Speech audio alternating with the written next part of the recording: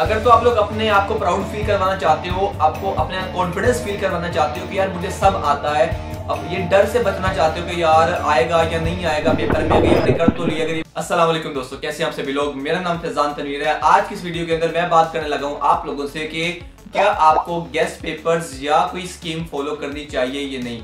क्योंकि बहुत मर्तबा ऐसा होता है कि जब भी कोई मुझे मैसेज करता है उसमें से 60% उनका यही मैसेज होता है कि मुझे इस क्लास के, इस सब्जेक्ट के, इस ईयर के गेस्ट पेपर सेंड कर दें, मैंने अपनी तैयारी करनी है। तो आप लोगों के साथ शेयर करने लगा हूं कि क्या वाकई ही जरूरत होती है गेस्ट पेपर्स की, क्या एक स्टूडेंट को गेस्ट पेपर्स यूज कर तैयारी करनी चाहिए या उसको कंप्लीट तैयार करना चाहिए। और इस वीडियो के एंड पर मैं आपको ये भी बताऊंगा कि मैंने किन चीजों को फॉलो किया अपने एग्जाम्स के अंदर, 1052 मैट्रिक में और 1060 मार्क्स इंटर में स्कोर किए, और कैसे आप लोग इससे ज्यादा बेहतर स्कोर कर सकते हो। और आपको एक छोटी सी हिंट दे देता हूं कि मैंने तीनों चीजों का यूज किया, गेस्ट पेपर्स भी, कंप्लीट भी याद किया और स्कीम भी मैंने यहाँ पर यूज की, लेकिन एक स्ट्रेटेजी वाइज, एक टेक्निक वाइज यूज किया, ये नहीं कि सिर्फ इसी से तैयारी की। तो बाकी सब चीजें आपको वीडियो के एंड पर बताऊंगा। तो चलिए आज की इस वीडियो को स्टार्ट करते हैं।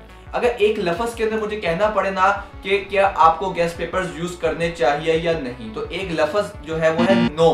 ठीक है, आपको यूज नहीं करने चाहिए। लेकिन यहाँ पर कुछ एक्सेप्शंस आ जाती हैं, कुछ ऐसी चीजें हैं जहां पर हम लोगों को देखना पड़ेगा कि यार अब ये सिनेरियो ऐसा आ चुका है, इसमें हम गेस्ट पेपर्स किसी हद तक यूज कर सकते हैं। तो वो दोनों सिनेरियोस आपके साथ में शेयर करूंगा। सबसे पहले बात करते हैं कि अगर आपके पास टाइम अभी बचा हुआ है पेपर्स के अंदर, अभी आपके पास कोई 3 से 4 महीने या थोड़ा ज्यादा टाइम बचा हुआ है जब आप ये वीडियो देख रहे हो, अगर इतना टाइम बचा हुआ है कि आप अच्छे तरीके से अपनी तैयारी कर सकते हो, तो गेस्ट पेपर्स को आप लोगों को हाथ भी नहीं लगाना चाहिए। ठीक है, आपको अपनी तैयारी कंप्लीट करनी चाहिए, हर चीज अच्छी तरह तैयार करनी चाहिए, गेस्ट पेपर्स को फॉलो नहीं करना चाहिए। दूसरा केस ये है कि अगर आपके पास टाइम ही कम बचा है या आपने अभी तक तैयारी की ही नहीं है, आपके पास 1 मंथ बच गया है या 1.5 मंथ बचा हुआ है, ठीक है, तो अब आप यहाँ पर गेस्ट पेपर्स यूज कर सकते हो, गेस्ट पेपर्स के अकॉर्डिंग तैयारी कर सकते हो। यानी कि दोनों डिफरेंट सिचुएशंस पर डिपेंड करता है। इसके साथ अगर आप लोगों की तैयारी हो चुकी है, कंप्लीट तैयारी है, ठीक है, आपके पास टाइम भी ज्यादा बचा था, आपने कंप्लीट तैयारी अपनी कर ली है, अब आप चेक करना चाहते हो कि किस लेवल तक मेरी तैयारी हो गई है बोर्ड के पॉइंट ऑफ व्यू से, तब आप गेस्ट पेपर्स इस्तेमाल कर सकते हो, नो प्रॉब्लम, ओके है। लेकिन इस चीज के अंदर भी ख्याल रखना कि पहले तैयारी कंप्लीट होनी चाहिए। सिर्फ आप अपनी असेसमेंट के लिए, अपना एक जजमेंट के लिए आप अपने गेस्ट पेपर से तैयारी करते हो कि यार मैं ये चेक कर लूं कि ये गेस्ट पेपर्स हैं, क्या ये मुझे क्वेश्चंस आते हैं, मैंने तैयारी कर ली हुई है। अगर कुछ ऐसे क्वेश्चंस हैं जो कि अभी तक मुझसे तैयार नहीं हुए हैं उन गेस्ट पेपर्स के अंदर जो मौजूद हैं, तो मैं उस चीज को तैयार कर। अब मैं आपके साथ स्कीम की बात करने लगूंगी कि स्कीम को फॉलो करना चाहिए नहीं, क्योंकि गेस्ट पेपर्स जो है हमें क्लियर हो चुके हैं कि किस टाइम यूज करने, किस टाइम यूज नहीं करने। स्कीम बेसिकली क्या होती है, अगर किसी बच्चे को नहीं पता, तो बोर्ड की पेयरिंग स्कीम से मुराद ये है कि हम ये देखते हैं कि पिछले 5 इयर्स के अंदर बोर्ड के अंदर किस चैप्टर में से कितने क्वेश्चंस आए हैं, कौन कौन से क्वेश्चंस आए हैं, यानी कि कौन से इंपॉर्टेंट चैप्टर्स हैं, किन चैप्टर्स को कर लें अगर हम लोग, तो हम बोर्ड के पेपर को अच्छी तरीके से पास या अच्छे नंबरों से उसको स्कोर कर सकते हैं।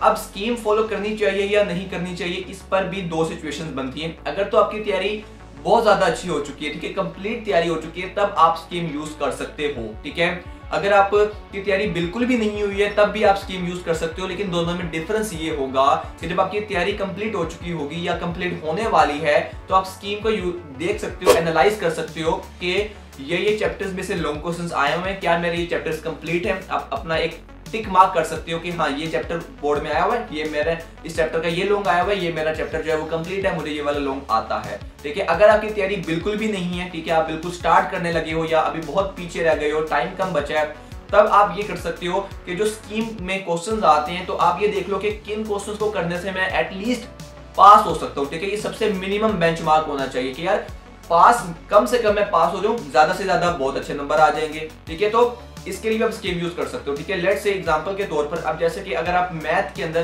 पहले 4 चैप्टर्स कर लेते हो 9th 10th क्लास के, तो आप पास हो जाते हो। ठीक है, तो आप स्कीम में मैंने ये देखा कि अच्छा ये चैप्टर्स हैं, इनकी ये एक्सरसाइज के क्वेश्चंस आए हुए हैं, अगर मैं ये एक्सरसाइज कर लेता हूं तो मैं एटलीस्ट पास हो सकता हूं। बाकी ऊपर की जो मेहनत होगी, ऊपर का जो हार्डवर्क होगा, वो आपके नंबर को और बढ़ा देगा। तो इस सिनेरियो के अंदर भी स्कीम यूज की जा सकती है। लेकिन मेरा ये मोटो है कि if running a race why not winning it, कि अगर एक रेस लड़ ही रहे हैं तो क्यों ना उसको जीत ही लिया जाए। अगर आप बोर्ड एग्जाम्स दे रहे हो, तैयारी कर रहे हो, इतनी आपने हार्डवर्क लगाया है, अपना इतना टाइम इन्वेस्ट किया है, तो क्यों ना उसको जीता जाए, क्यों ना उसके अंदर अच्छा स्कोर किया जाए। क्या फायदा कि अगर हम लोग इतने ही टाइम से पढ़ते आ रहे हैं और हमारे तब भी जो मार्क्स हैं वो बिलो एवरेज या एवरेज मार्क्स हो, ठीक है। तो इसके लिए आप लोगों को खेलना पड़ेगा, आपको गेम की तरह एक स्ट्रेटेजी बनानी पड़ेगी। अगर तो आप लोग अपने आप को प्राउड फील करवाना चाहते हो, आपको अपने कॉन्फिडेंस फील करवाना चाहते हो कि यार मुझे सब आता है, अब ये डर से बचना चाहते हो कि यार आएगा या नहीं आएगा पेपर में, अगर ये मैंने कर तो लिया, अगर ये पेपर में ना आया, इस डर को खत्म करना चाहते हो तो अपनी तैयारी कंप्लीट करो, ठीक है। बिलीव मी, अगर आप सारा तैयार करोगे तो इससे आपका जरा भी नुकसान नहीं होगा। इसके बदले अगर आप सिर्फ गेस्ट पेपर्स के जरिए करते हो, पासिंग मार्क्स के लिए तैयारी करते हो, तो हर टाइम आपके माइंड के अंदर वो पीस नहीं रहेगा कि यार मुझे हर चीज तैयार है, मैं अच्छे नंबर ले सकता हूँ। आपको सिर्फ ये होगा कि यार ये अगर पेपर में ना आया तो मैं क्या करूंगा, इससे अलग चीज आ गई तो मैं क्या करूंगा, अगर पेयरिंग स्कीम चेंज हो गई तो मैं क्या करूंगा। तो ये डर हमेशा आपके माइंड में रहे। तो इन शॉर्ट अगर आपको सिर्फ समराइज करके मैं बता दूं तो अगर आप लोग अच्छे नंबर चाहते हो, बहुत अच्छा स्कोर करना चाहते हो, बोर्ड में टॉप करना चाहते हो, तो आपको कंप्लीट तैयारी करनी पड़ेगी। लेकिन अगर आप लोग जस्ट पास होना चाहते हो या एवरेज या नॉर्मल नंबर लेना चाहते हो तो आप लोग गेस्ट पेपर्स या स्कीम के साथ भी जा सकते हो। अब जैसा कि मैंने वीडियो के स्टार्ट में प्रॉमिस किया था कि मैं आपको अपना भी स्ट्रेटेजी बताऊंगा कि मैंने कैसे इन तीनों चीजों का यूटिलाइज किया। तो सबसे पहले मैंने अपनी पूरा साल में कंप्लीट तैयारी की, ठीक है, पहला वाला माइलस्टोन अचीव हो गया। उसके बाद मैंने गेस्ट पेपर्स को ओपन किया और मैंने देखा कि क्या क्या मुझे ये क्वेश्चंस आते हैं। जो मुझे क्वेश्चंस आते थे मैं उस पर टिक करता गया कि ये मुझे क्वेश्चंस आते हैं। जो नहीं आते थे वो मैंने तैयार कर लिए अपने टॉपिक के अंदर से कि यार ये टॉपिक यहाँ पर पेपर में आया हुआ है तो मैं ये मुझे तैयार नहीं है तो मैं इसको तैयार कर लेता हूँ। हालांकि इसकी परसेंटेज काफी कम थी और कोई ऐसा मतलब 99% चीजें मुझे पहले ही आती थी, मैं तैयार कर चुका था। पर कुछ 1%, 0.5% चीजें ऐसी थी जो कि पेपर में आई हुई थी और जो मुझे तैयार नहीं थी, तो मैंने वो चीजें भी तैयार कर ली। तीसरा ये कि मैंने सबसे लास्ट पर जाकर जब बोर्ड के टाइम में बहुत कम टाइम बचा तो मैंने पेयरिंग स्कीम को ओपन किया और मैंने देखा कि यार तैयारी मुझे सब है, लेकिन एक ऊपर से जिसको कहते हैं ना टॉपिंग करने के लिए या ऊपर से बस चेक मार्क करने के लिए कि यार एक बार स्कीम चेक कर लेनी चाहिए कि क्या स्कीम वाइज भी मेरी तैयारी कंप्लीट है या नहीं, तो मैंने उसको कंप्लीट वाइज किया। हमेशा याद रखना कि मैंने जब भी अपने बोर्ड एग्जाम्स की तैयारी की है ना तो मैं इसको एक चैलेंज समझकर, मैं समझता था जैसे आप पबजी गेम खेलते हो तो आप एक लैंड पर उतरते हो, आपको नहीं पता कि कहां से हमला हो जाएगा, कहां से क्या चीज, तो इस तरह गेम समझकर अगर हम खेलेंगे तो हम उसके मुताबिक अपनी स्ट्रेटेजी भी बनाएंगे और मजा भी आएगा आपको उस जर्नी के अंदर, ठीक है। तो मैं यही कहता हूँ हमेशा मैं यही आप लोगों से कहता हूँ कि एंजॉय द प्रोसेस, ठीक है। एंड तो आपको नहीं पता क्या होगा लेकिन उस जर्नी को एंजॉय करो, ठीक है। स्टूडेंट लाइफ के अंदर हो, आपके पास सिर्फ कुछ टाइम रह गया। अगर 9th क्लास में हो तो अगले 3 साल रह गए, 10th में अगले 2 साल रह गए, फर्स्ट ईयर में अगले 1 साल रह गया, सेकंड ईयर में तो बस ये आखिरी साल है। उसके बाद आपकी वो स्टूडेंट लाइफ वैसी नहीं रहेगी जिस टाइम अभी मौजूद है। तो इस लाइफ को एंजॉय भी करो, ठीक है। इस प्रोसेस को फील करो, इसको एक्सपीरियंस करो कि यार ये आप अपने जिंदगी के गोल्डन चैप्टर्स में लिख सको, ठीक है। तो प्रोसेस को लाजमी से एंजॉय करना है। तो मिलते हैं नेक्स्ट वीडियो के अंदर। उम्मीद करता हूँ कि आपकी जो प्रॉब्लम थी हल हो चुकी होगी और अब आप लोग मुझे मैसेज कर नहीं कहोगे कि भैया ये गेस्ट पेपर सेंड कर दो ये, क्योंकि यार मेरे पास नहीं है गेस्ट पेपर्स, ठीक है। आप लोगों ने अगर गेस्ट पेपर्स देने हैं तो आपके लिए गूगल मौजूद है, आप गूगल पर सर्च करो और वहां से अपने गेस्ट पेपर्स डाउनलोड करो, ठीक है। क्योंकि रियलिस्टिकली बात करो तो मेरे पास हर बोर्ड के, हर सब्जेक्ट के, हर क्लास के गेस्ट पेपर्स कैसे मौजूद हो सकते हैं, ठीक है। तो इस चीज को थोड़ा सा सोचा करो और मुझे गेस्ट पेपर्स के लिए मैसेज ना किया करो, ठीक है।